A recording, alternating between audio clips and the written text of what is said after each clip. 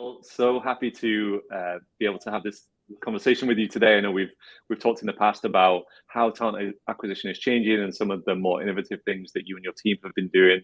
So really thrilled to have you here. For anyone that doesn't know Jill or didn't read the background, Jill is SVP of Talent at Alteryx, large publicly traded analytics company, but brings a whole series of extensive experience from Salesforce and more recently Workday. So really excited to have this conversation with you and learn from you how things have changed over the last few years and what to expect for the future. And then who knows where the conversation is going to take us. But Jill, would love for you to fill in any gaps that I've inevitably missed and just share a little bit about your background with anyone that's watching. Sure. Thank you, Chris. Really excited to be here and thank you for having me. As Chris mentioned, I'm excited to talk about the talent trends or strategies that we've been working through and the challenges, obviously, that we've all been facing as people professionals, as I like to say, over the last several years. And I've had a long history predominantly on the talent acquisition side, but I've also focused a lot of my time and effort most recently on talent development strategies as well, and some of the operational components that are tied to all of those. Outside of my working and professional life, I'm a working mom of 3 kids and wife and Aussie Doodle owner and live outside of the Dallas-Fort Worth area after a lot of years in the San Francisco Bay Area. So great to be here and look forward to spending the time together. Amazing. Thanks, Jill. So we'd love to kind of actually just jump straight into get your perspective on where talent acquisition currently is. Obviously, we've had, especially in the tech sector, a pretty crazy ride over the last few years. But based on what you're seeing in the market, where are we currently? What are some of the biggest challenges that you're seeing, and how did we get here? Yeah, it's every day, as I think the joke has been over the last few years, like we're ready to get back to precedented times, because every day for the last probably 3+ years we are in unprecedented times. I don't think that has changed recently. I think that continues on. I think we saw the war for talent was so hot leading into 2020. And then we all got hit with the global pandemic. And then we had a lot of change and upheaval within our industry in the talent and people space. I would say we're still recovering in many ways, because 2021 hit us all with another change and volatility in the talent landscape with the Great Resignation and a lot of change that was transpiring, while also many companies ramped up their efforts for growth, as we did at Alteryx, really ramping up those efforts, coming off of a bit of a slowdown maybe in 2020, given the pause due to the pandemic. So I think we're still a lot in recovery mode. A lot of companies have gone through a massive amount of growth over the last few years. And part of the dialogue today is really about, how do we upskill and develop our people as we move forward, because through that period of growth, now it's really about how do we continue to absorb that talent successfully into our organizations, but also how do we make sure that we retain that talent as we move forward, because we have such a volatile market. And so I would say that's kind of where I see it today. It continues to be very challenging and very volatile, and each day brings something new. And I've been on that journey as well, going from aggressive hiring in 2019 to layoffs in 2020 to aggressive hiring in 2021, and then we all know how the last 12 months have gone. But I'd really like to touch on what you mentioned about upskilling. That's been kind of a key theme for a lot of people that I've spoken to, especially over the last 12 months. What does it mean to you? How are you thinking about the reason for upskilling and actually thinking about a strategy for that? Sure. So I'll first say that Alteryx, as a data analytics company, we are one of our big core pillars is really focused on upskilling and democratizing analytics for all is one of our main pillars. And so putting data analytics and data science into the hands of everyone. You don't have to be a data scientist per se, just an average everyday user to utilize our products successfully. And use that in your everyday life. So we like to promote upskilling not only as an internal organization, but externally with our customers and our users as well. on top of that, with all the volatility we've experienced over the last few years, it's been really important for us to really understand what's going on within our own workforce, and gauge the sentiment of what's going on in our own workforce, but providing an experience, if you will, a culture of people who want to be at the organization, people who want to feel like they belong at the organization, people who feel engaged. And I think we can do that through creating opportunities for people to stay, and people to grow their careers within an organization. And that comes through development opportunities. And to your point about upskilling, continuing to grow those skills into either a lateral move or an up level move as we go forward.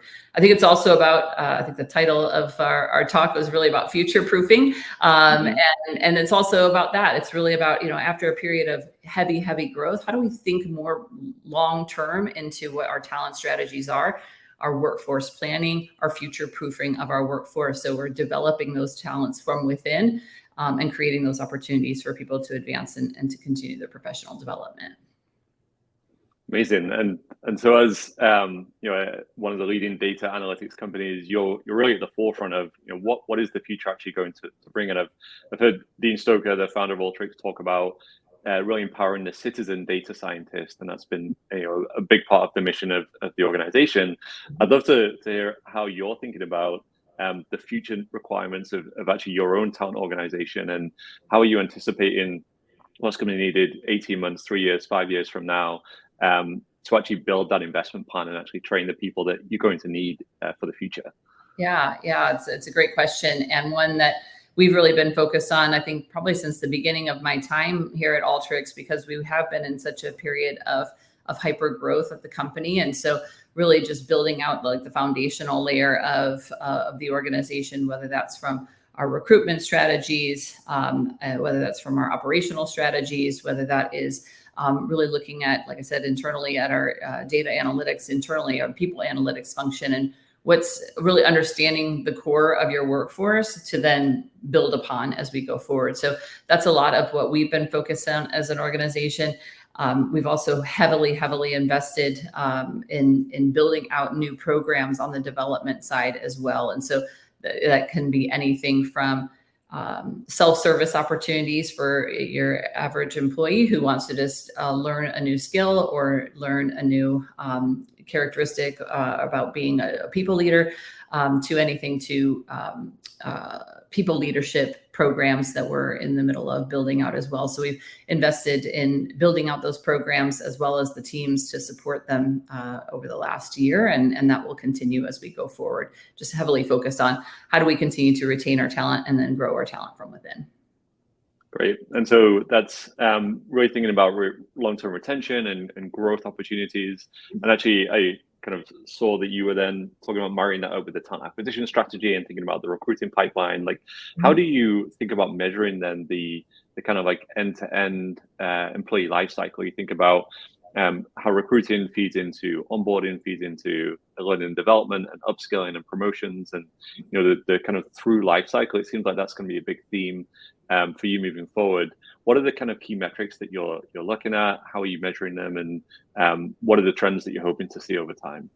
Yes, I feel like we measure so many things, so many different metrics, but it's a big piece of the pie, right? So you have to understand what's happening and what's going on behind the scenes before you can decide on the next path forward. And so again, as a data analytics company, that's been a huge piece of what we've been doing over the last couple of years of just really building the foundation behind that. So we can kind of come in with what we have in our minds and those analogies, if you will, that we hear of what's happening. But until you get to the behind the scenes data, then you can't really decide on where we go next. And so we've focused heavily, during the last few years on our recruiting strategies, looking at anything from our employer value proposition and how that is landing externally with the market by getting more followers and getting Glassdoor responses and things like that.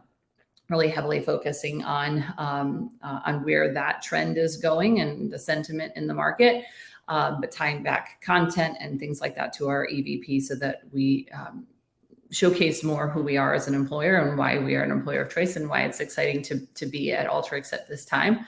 We go then through the whole life cycle of a recruitment cycle and all of the different candidate metrics that you look at, whether that is interview cycle time, conversion rates, anything, our pipeline, our demographic of our pipeline, all of those different components. And then also as we go into then our talent development programs, because it doesn't stop there. I think a lot of people think, oh, well, it stops here. No, we have to think about our onboarding and then how do we promote and develop as we go forward. And a lot of these programs are new. So we want to make sure, one, they're hitting the mark with the employees that go through those onboarding and those development programs. But it's not just about customer satisfaction or employee satisfaction. It also is about, are we hitting the intended outcome from those programs? And some of those are brand new. So we'll be evaluating, engaging those as we go forward, but then tying it also back to some of the things we see maybe in our engagement surveys and other listening mechanisms that we use within the organization. Yeah, so I think you mentioned that the elusive employer brand metric of actually how do you think about it? And there's Glassdoor reviews, there's application volume. It was something we always struggled with. Yes. And employee NPS and hiring manager NPS are kind of like good indicators of internal metrics, but how are you expanding the kind of like the attraction capabilities of the organization to bring in really great talent? Something we always struggled to really define, even when we were doing it well. But it sounds like this focus on training and development and upskilling is actually kind of a key part of that strategy, and you're actually thinking end to end of how all these metrics fit together instead of the standard silo of, okay, these are the recruiting metrics and these are the onboarding metrics and these are the L&D metrics. What are you seeing as you started to kind of tie these metrics together? Have there been any challenges with actually having different teams talk to each other? I know there's been kind of like a kind of a restructuring of how you have taken ownership of different parts of the talent function. Could you talk through a little bit about the reasons for that and how that's helped to improve, or what you're seeing in terms of the metrics that you track? Yeah, I would say like bringing the organization together in this way that we have, where I have soup to nuts talent acquisition and then the talent development programs. I think we think of it as a true like employee life cycle. You see all the different components as an employee, not only from the first attraction point through all of their different promotion cycles and sometimes through the end of their journey at a company. So I think it's important to kind of see that full life cycle. We are still looking at different metrics and ways to blend these things together, as well as different trends that we can see by pulling the needle through the different components.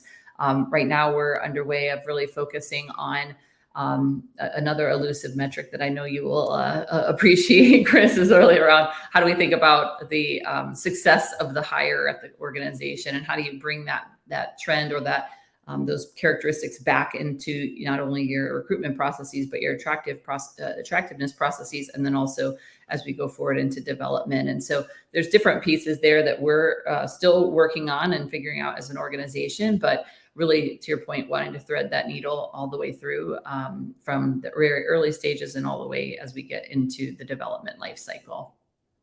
Right. And so how do you define quality of hire? What metric have you found to be helpful, or are you still searching? Yeah, I mean, we've looked at a lot of different components of it, and we want to see how an employee or a candidate will be most successful at Alteryx. I think every employee and every candidate is a quality candidate. It's just like, are they going to be successful in your organization, and how can we determine that early on?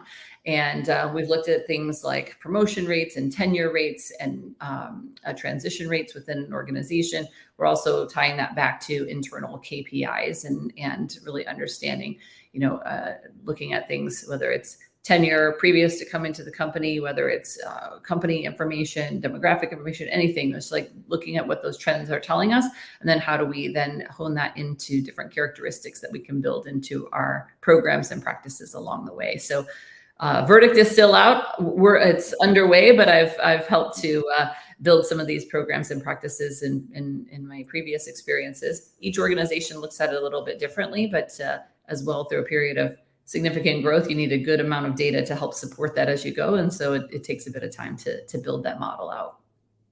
Absolutely, yeah. And I like the way you gave a few examples there. And I've had a few heated discussions about quality of hire, and I think everyone wants this one universal metric to tell them if hiring is going well, and it is so nuanced. And at your point, everyone is a quality hire, but whether they actually succeed in your organization, it's a very personal thing, and even personal depending on the relationship between the hire and their manager, or the team, or the environment that they're working in. There's just so many nuances, and that's where I think data really comes in to kind of help really understand what's happening in an organization. So thank you for fighting the fight on that one. I'm going to be using that example in the future. I would love to talk a little bit more about the kind of the actual upskilling and reskilling that you mentioned. You highlighted that you had thought about self-service options while also implementing some structured programs, especially for manager development. What's the difference between those two sides of the coin, and how do you actually effectively implement both to both empower but also create these pipelines of strong talent moving forward?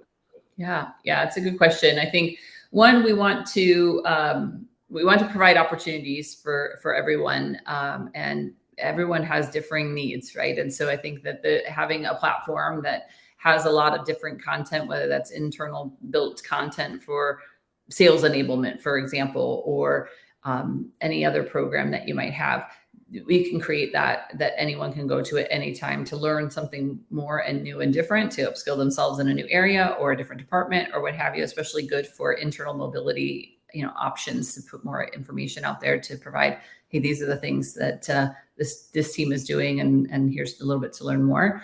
I think there's also a huge opportunity, especially when it comes to people leaders, to have really focused and quality engagement time spent on a couple of key areas, whether that's your cyclical programs that you put out there in the universe. Each organization kind of tends to do those differently as well, whether it's performance check-ins or feedback conversations, how to give effective feedback, how to talk about compensation, all of those different pieces that a manager finds themselves in at various stages throughout the course of their management journey. So I think providing those opportune moments for not only to learn, but also to apply and utilize during different parts of the year is key. But also, what are the things that you really want as an organization for your functional leaders to emulate as we move forward in the next stage of change or growth? And I think each organization goes through various periods of time when these things are needed and necessary.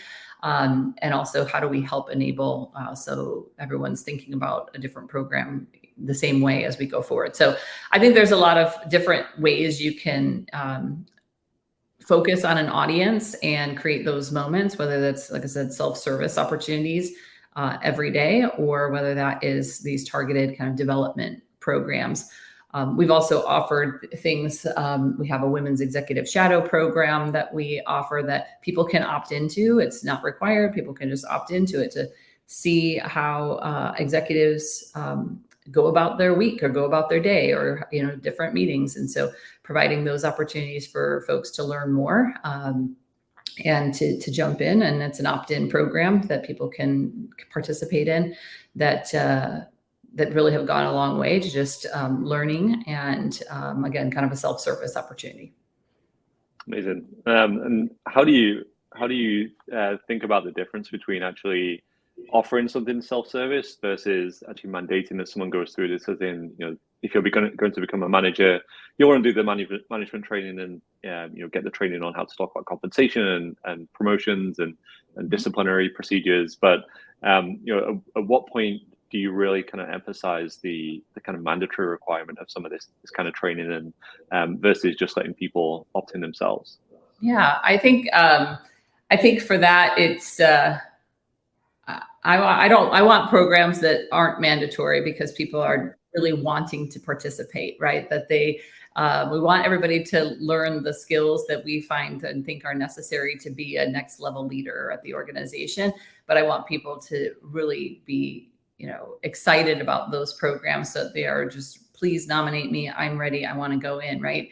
And I think those are stem from great conversations that you're having with your manager about where you're going next in your career and how you can get there. And so identifying those moments with your employees and then saying, okay, I have this great opportunity coming up that's going to help you get there. I'm going to too, as your people manager, but here's another program that's really focused in on a couple of these key skills, but also tying it back to criteria within the organization. And we did a big listening tour, if you will, discovery tour on the talent development side to really talk to all layers of leadership within the company, from your first line, frontline team lead and manager, all the way up to the C-suite, to say, what do we think it takes to be a great leader here at this company?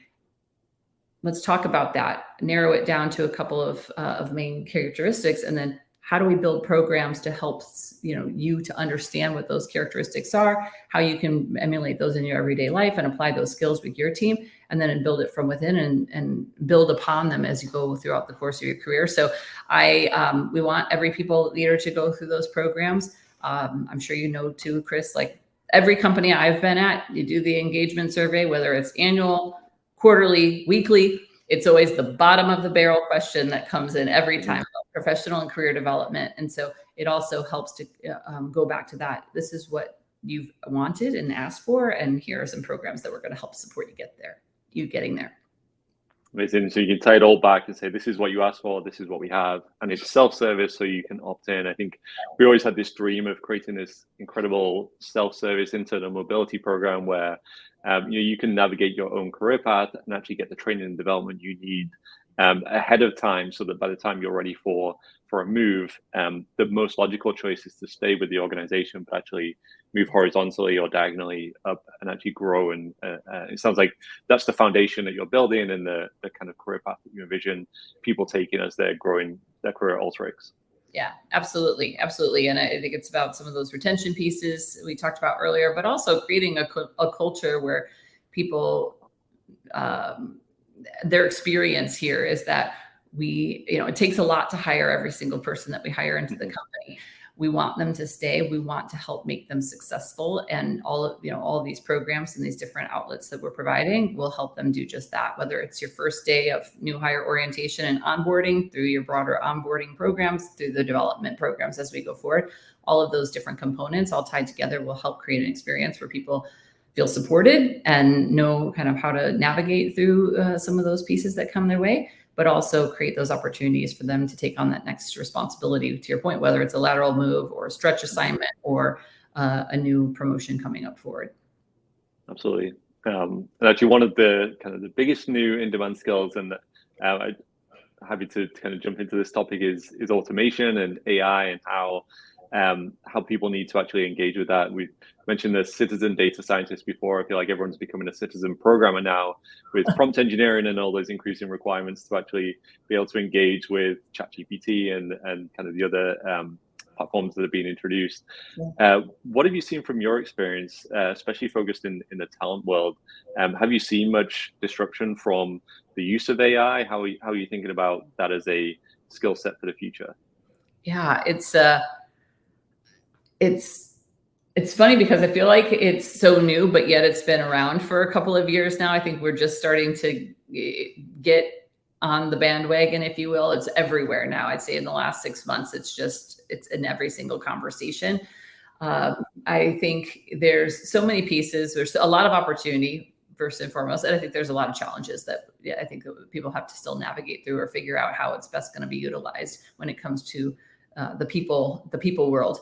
I think how do we create more optimization? How do we create more efficiencies while also not losing the human element of what we do? When you're in the people business, there is a significant human element that can't be lost. And I think that that's where one of my mantras, or I like to remove the chaos from everyone's everyday life so they can spend the time where they want to spend their time. And generally, as a recruiter or a talent or a people professional, that's with people, right? It's with the next candidate or with the hiring team. And so how do we create more of those opportunities by removing some of the noise from the system? And I think that's where the use of AI and automation can really come into play to help our teams spend more time on those human elements.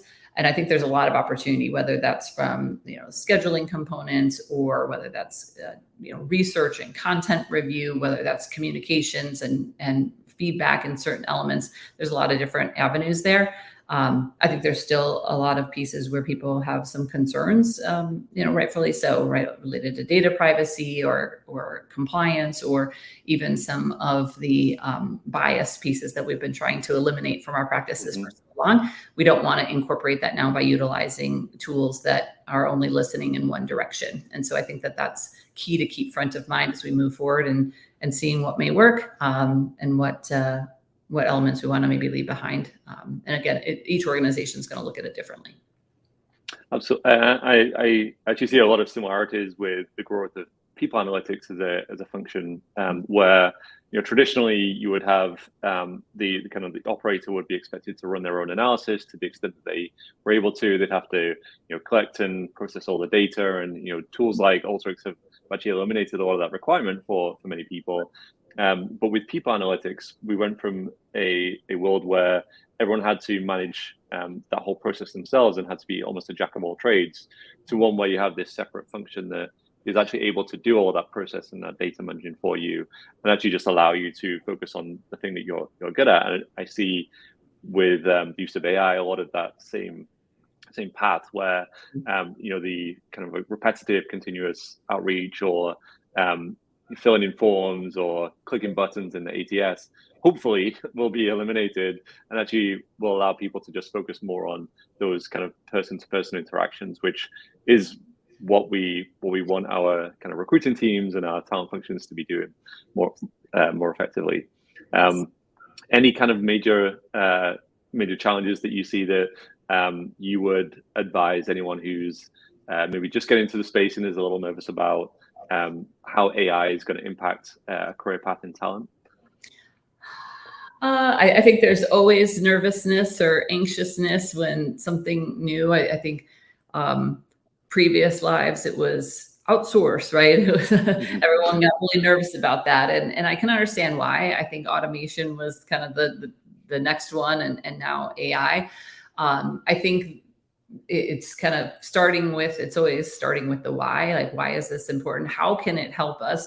That doesn't mean things are going to go away. It's to your point though, like, how do we remove some of that friction? That's been a key point of ours for a while. Like, how do we remove friction from our practices and processes? So again, you can spend the time where you want to spend the time, and most oftentimes that is with a person on the other side of the phone or the message or what have you. And so starting there, I think also, I had a great dialogue exactly on this topic with a group of peers a month or two ago.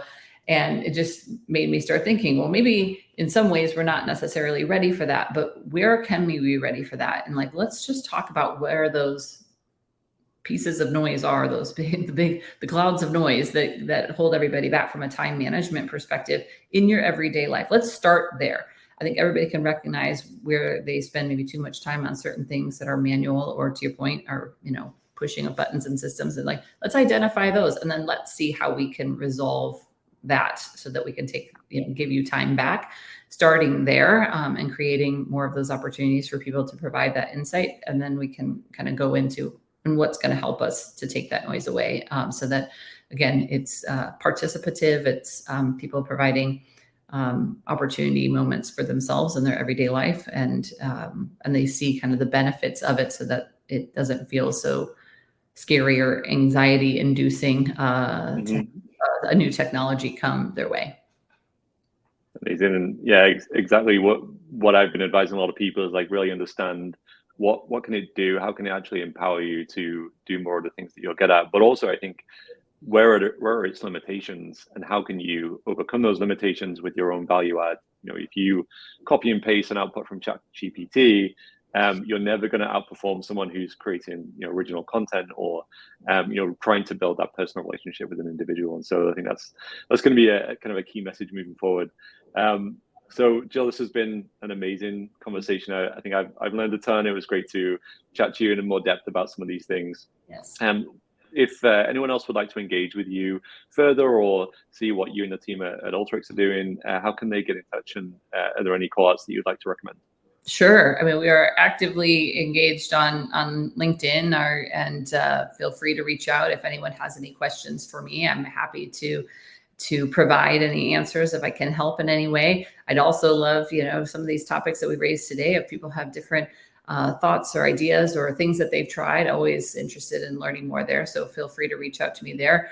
As well, a lot of the work that we've been doing and focus on is highlighted in a variety of capacities, whether that's from the posts that we're putting out there on the platforms socially, or whether that's on our own careers page and websites.